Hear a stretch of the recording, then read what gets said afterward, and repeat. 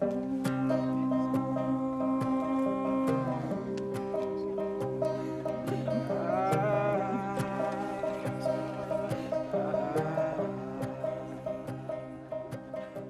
so we're here with Umo today. As you know from his introduction, he's been here for, I don't know, a year and a half or so. But as life's been in the way, we haven't really been doing any actual work with him. So he has got much more calm and used to me and used to life here, so that's good. So today we're just going to check out a bit and see where he's at with stuff. He has worn a saddle, not for a long time, I think once since he's been here. So we're just going to see how he feels about that. We might try a bit around him with the flags, which we will do a separate thing about that. And it's not, for me, it's not desensitizing. I want my horse to be sensitive. It's just about getting him used to stuff, to prepare him to live in the human world. So we'll start off with a little bit of loose schooling, just to do a little bit of warm-up. So I would start off, I'm just going to start off walking away, and if he comes with me, that's fine. I'll just stop in the middle and then send him away. And if he doesn't come with me, I will just go to the middle and send him away. So to send the horse away or ask him to move around the space, I would just add a bit of energy and usually just allow the horse to choose which direction he wants to go in first. I'm not going to be fussy about that. And I mean, he's been out in the field all night. We've just brought him in, so it's not like he physically needs warmed up. It's more about just coming into the space, having a look around in the arena, and just also for me to warm up and just take a breath, chill out, connect with him. And then we might do a few exercises with the rope, a little bit of circling, a little bit of backing up, a little bit of moving the hindquarters, just to see where he's at.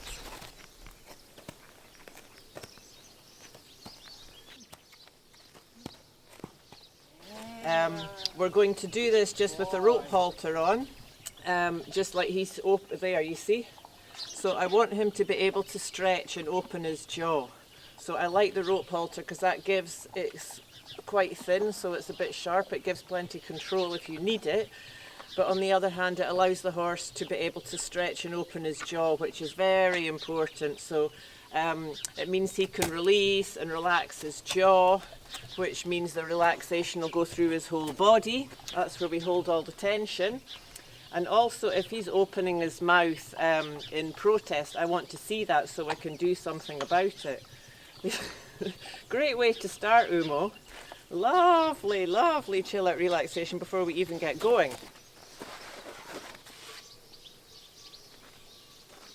And then we'll check him out with the saddle. So that I'm going to do today, not with him tied on the wall. I want to give him the option to move when I go with the pad. We'll start just with the pad. And if he feels he needs to move away, then I'm going to let him move away. I'm just going to direct the direction of his feet.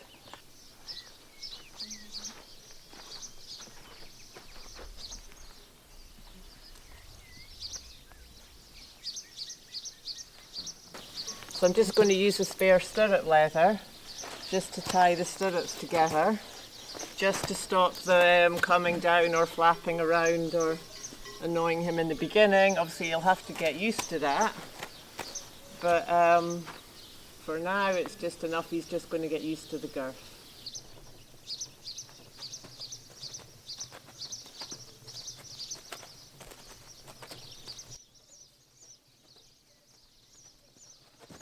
Okay, so this is a little bit dramatic. He's having a bit of a reaction to the feel of the girths, probably as much as anything else. I'd just like to point out, if the horse had never had the saddle on, I would go without stirrups first, so they're not flapping around. Although it's been a while, they always remember the last time. You know, they have excellent memories, so he remembers exactly.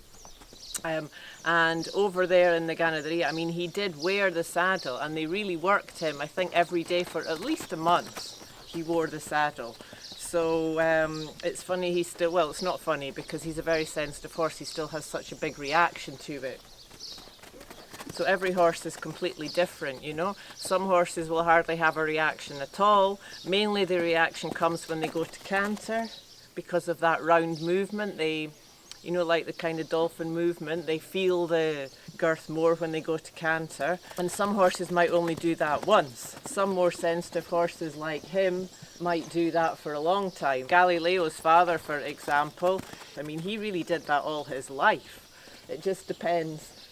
Sometimes they can go from knowing nothing to saddle, bridle, rider and everything in a half-hour session. I've done with some horses.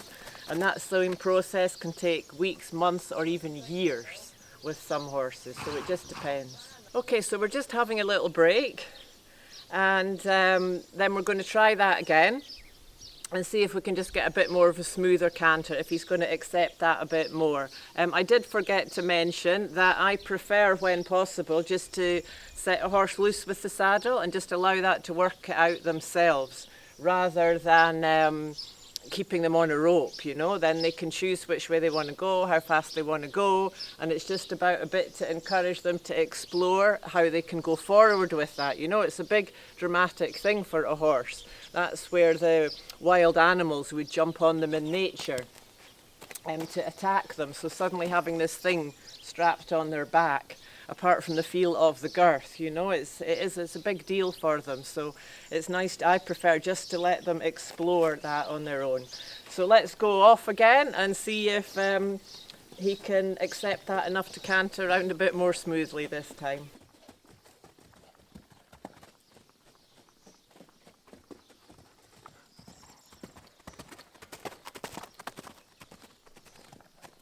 Okay, so that's, I think, enough for him today. We were going to do some stuff with the flags, but I think that's quite enough for one day. I'm just going to take the saddle off, and yeah, we will need to repeat that a few times.